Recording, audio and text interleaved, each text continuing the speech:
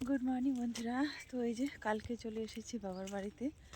তো কালকে এসেছি কটার সময় 5টার দিকে পৌঁছেছি। তো কোনো ভ্লগ করিনি, ভিডিও আপডেট দিতেও পারিনি, না ইউটিউবে শর্টস না ফেসবুকে। কেন বলো তো, এখানে হচ্ছে নেটওয়ার্কের সমস্যা, নেটওয়ার্ক তো পাইনি। আর আমার হচ্ছে ঘরে হচ্ছে ওয়াইফাই চলে, এখানে হচ্ছে 2 GB নেট ছিল, তো 2 GB শেষ হয়ে গেছে অত রাস্তা আস্তে আস্তে। তো সকালে বললাম এই যে এটা হচ্ছে আমার ছোট বাবা, মানে আমার ভাইপো, একটাই ভাইপো, আর একটা ছোট পুচকু আছে, 4 মাস হলো মনে হয় বয়স। তো ও বলছে যে চলো পিসি ভিডিও করে বানিয়ে দিব হচ্ছে কুয়াশার, তাই হচ্ছে বাইরে বেরিয়ে এলাম। তো কিছুই দেখতে পাবে না, আর আমরা হচ্ছে শহরে একটু কুয়াশা দেখার জন্য ছটফট করি যে কোথায় একটু কুয়াশা আছে বলে ভিডিওটা করব দেখব, কিন্তু দেখতেই পাই না চোখে। আর এখানে দেখো ওখান থেকে ওইটুকু কিছুই দেখা যায় না, এই যে চারিদিকে কুয়াশা, আর এখনও পর্যন্ত কিছু দেখা যায়নি। আর 7টা কিন্তু বাজতে যাচ্ছে অলরেডি, যদিও আমরা এখন ঘুম থেকে উঠিনি। তো এখানে কিন্তু অনেক আগে উঠে গেছে সবাই, 4টার দিকে। আর ও উঠে যায় হচ্ছে কি বলতো, মাছ আনতে যায়। তো আমাকে ডাকতে গিয়েছিল, আমি তো উঠিনি ঘুম থেকে।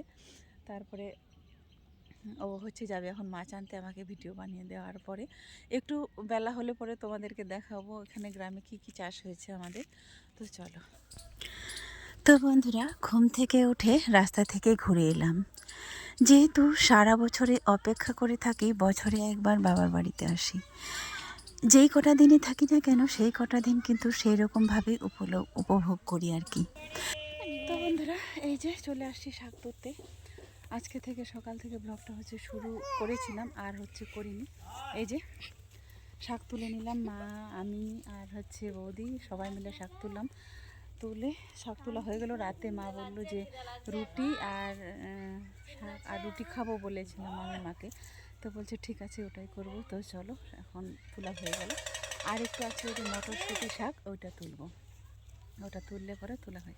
তারপরে এই জায়গাটাতে এসে আমি শাক তুলি প্রতিবারই, দেখো।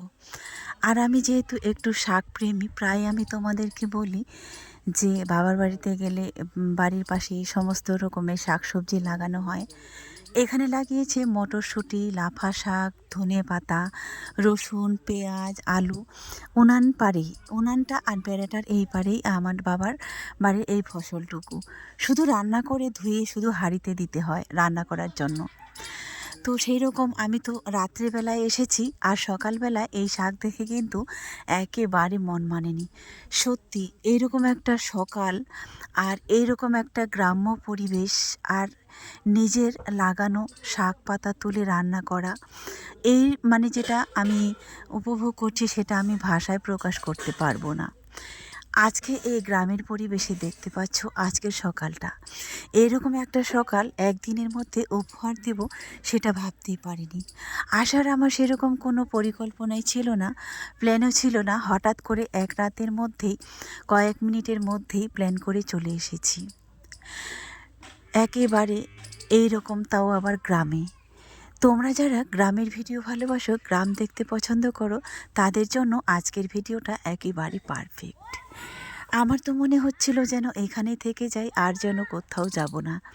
এইরকম শাক পাতা তুলে রান্না করা, আর বাড়ির চালের ভাত, ধান সেদ্ধ করা, আর সব মিলিয়ে যেন আমার কাছে, তো কী বলবো, পারফেক্ট একটা সকাল। হয়তো এখানে আর 2 দিন থাকবো, 2 দিন পরে কিন্তু আর একটা সকাল পরিবর্তন করব আরও একটা অন্য জায়গায়। তো এবারে ফাইনালি কোথায় যাব সেটা তোমরা বুঝতেই পারবে, আর ভিডিওটা দেখলে চিনতেই পারবে কোথায় এসেছি। তবে বড় জোর কালকের দিনটা থাকবো, তারপরে আবারও চলে যাব। যেই কটা দিন থাকবো তোমাদেরকে চেষ্টা করব, যারা তোমরা বলো যে গ্রামের ভিডিও দেখতে চাও, গ্রামের পরিবেশে দেখতে চাও। এখানে আমি যে শাকগুলো তুললাম এটা হচ্ছে মটরশুঁটি শাক। আমি, মা, ভাইয়ের বউ সবাই মিলে তুললাম, 1 বালতি শাক হয়ে গেছে। এখানে আছে আলু শাক, তারপরে মটরশুঁটি, লাফা, এইরকম 5 মিশালি শাক একসঙ্গে তুলে রান্না করা। সেই শাকটা তো আলাদাই একটা টেস্ট। আগের বছরে এসেছিলাম এই জায়গাটাতে টমেটো হয়েছিল। টমেটোগুলো কিন্তু লাগাতে হয় না, এখন দেখবে গাছ বেরিয়েছে, মটরশুঁটি শাকটা খাওয়া শেষ হবে, তার মধ্যে আবার এখানে দেখবে টমেটো ধরে গেছে। এগুলো কিন্তু নিজে থেকে ওই বীজগুলো যে পড়ে যায় সেগুলো কিন্তু নিজের থেকেই হয়ে যায়। তো আজকে তোমাদের এই সকালটা কেমন লাগলো ছোট্ট একটা কমেন্ট করে বলো। একদম ফাইনালি নিজের বাড়িতে আর নিজের জমির নিজের শাক পাতা তুলে রান্না করে চাষের চালের ভাত আর মাটির হাঁড়িতে রান্না। যদিও রান্নার ভিডিওটা আর বিশেষ করে তোমাদের দেখাতে পারলাম না, ভাত রান্নাটা।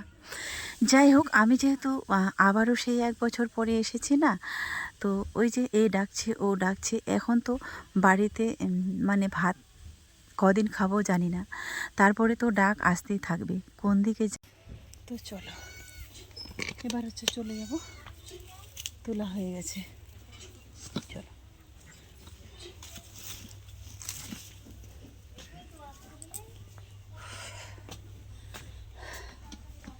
তোলা কমপ্লিট, এবার শাকগুলো হচ্ছে পরিষ্কার করে নেব, চলো।